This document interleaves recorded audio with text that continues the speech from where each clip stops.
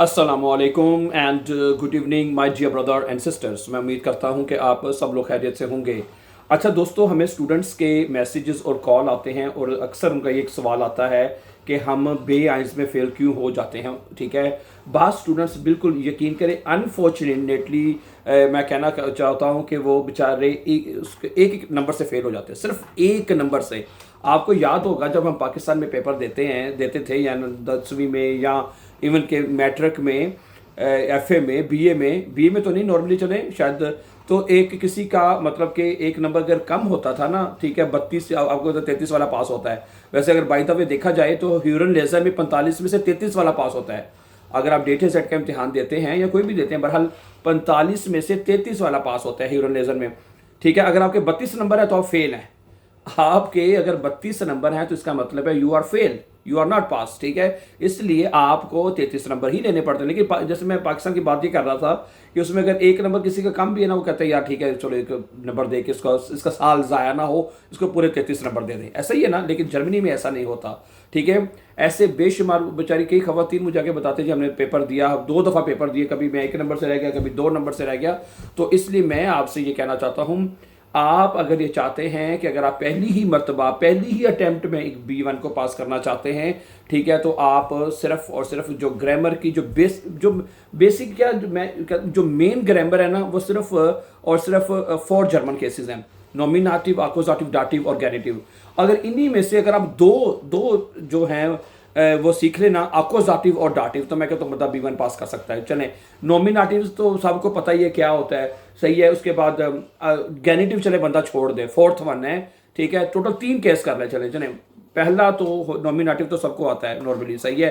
Accusative और dative, these are 2 main cases जिसके ऊपर पूरा आपका B1 खड़ा हुआ है, सही है। इसमें आपका ह्यूरन है, लेजन है, शिप्रेशन है, श्राइबर, यानी चारों चीज़ें आपकी उसके अंदर कवर होनी होती हैं। ठीक है, तो इसलिए अगर आप चाहते हैं कि आपके पैसे बचें, आपका टाइम बचे, आप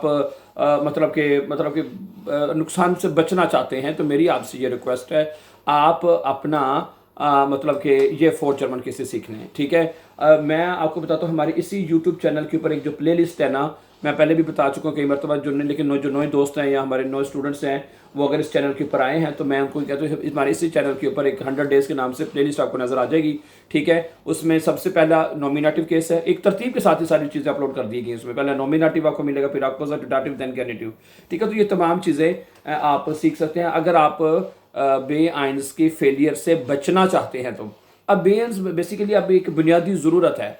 ठीक है, एक बुनियादी ज़रूरत है और हर एक को बे आइंस चाहिए, उसके बगैर गुजारा नहीं होता ना काम चलता है, सही है। अगर और मैं ये कहता हूँ कि अगर आप जर्मनी में आते हैं ना, या जर्मनी में आने का सोच रहे हैं, तो कम से कम B1 लेवल आपको ज़रूर आना चाहिए। अब देखिए जर्मन गवर्नमेंट को देख लें, वो ये कहते हैं कि जब भी जर्मनी में नया बंदा आता है ना, उसे कहते हैं सबसे पहले B1 करो, बल्कि उनको अपने खर्चे पे बेएंस करवाते हैं, अपने खर्चे पे। हालांकि 8-9 महीने पर 1 साल का कोर्स है और पूरा साल की जो फीस है, टीचर्स की फीस, स्कूल की फीस, आने जाने का खर्चा, अब यकीन करें, मैं जानता हूँ, जारी बात है, मैं कुछ दिन शुरू शुरू में स्कूल गया हूँ, वो आपको टिकट भी बना के देते हैं, बस की, ट्रेन की भी, आपने आने जाने के लिए ये आपके पास इसके जरिए आप आ जा सकते हैं क्लास अटेंड करने के लिए, सही है। उसके बावजूद भी हमारे लोग नहीं कर पाते, करते ही नहीं है, वो कामों में लग जाते हैं शुरू शुरू में आके, और ठीक है, उसका फिर नुकसान ही होता है। ठीक है, तो इसलिए आप थोड़े से फ़ायदे के लिए अपना तो मतलब कि बड़ा नुकसान कर बैठते हैं। मैं सीधी बात आपको बताऊं, थोड़े से फ़ायदे के लिए अपना बड़ा नुकसान ना करें। आपको अगर यहाँ पे स्कूल भेजा जाता है तो आपको स्कूल जाके ज़रूर सीखें। ठीक है, ओके। और बाकी आजकल तो ऑनलाइन भी इतने जो हैं इंस्टीट्यूट खुल चुके हैं, जैसे हमारा भी एक ऑनलाइन इंस्टीट्यूट है जिसमें आपको जर्मन सीखने का मौका मिलता है। लेकिन स्कूल जाने से, मैं फिर भी कहता हूँ, अगर आपको स्कूल जाने में और फ्री में स्कूल जाने भेजने का मौका मिलता है तो उसको आपको ज़ाया नहीं करना चाहिए, उससे आपको भरपूर फ़ायदा उठाना चाहिए। बंदा कुछ ना कुछ ज़रूर चीज़ें सीखता है वहाँ के। ठीक है, उसमें आप जो जर्मन जो कल्चर है, कुल्टूर है, उसके बारे में भी बताते हैं कि जर्मन कैसा है, या इधर आपने अपनी लाइफ कैसे गुजारनी है जर्मन में। कुछ ना कुछ बंदे के ज़हन में काफ़ी चीज़ें पड़ जाती हैं। ठीक है, तो उसके साथ साथ फिर आप, जैसे कि मैंने बताया, ऑनलाइन भी तैयारी कर सकते हैं। ठीक है, यूट्यूब, मैंने अपने चैनल के ऊपर आपको बताया। मैं आपको बताऊं कि आप बिलीव करेंगे कि हमारे ऐसे हज़ारों सैकड़ों स्टूडेंट्स हैं, बिलीव करें, जो कहते हैं हम स्कूल भी नहीं गए और हमने सिर्फ आपके यूट्यूब चैनल को वॉच किया है और B1 पास कर गए। ठीक है, और जब उनसे पूछा जाता है आपने जब B1 पास किया तो क्या आपको ये 4 जर्मन केसेस आते थे जिसका मैंने अभी शुरू में नाम आपके लिया है? वो कहते हैं हाँ जी हमें तो आते थे, हमने तो इसलिए वो मैं कहता हूँ इसलिए आप B1 पास कर गए हैं, इसलिए ਤੁਹਾਡੇ ਕੋਲ B1 आ गया है। अच्छा जो फेल होते हैं, जैसे मैंने बताया कि स्टूडेंट एक नंबर से या 2 नंबर से या इससे ज़्यादा नंबरों से अगर फेल हो जाते हैं तो वो मैं पूछता हूँ जी ये ग्रामर की जो 4 जर्मन केस किए थे जी नहीं किए थे। तो बेसिकली ये ठीक है।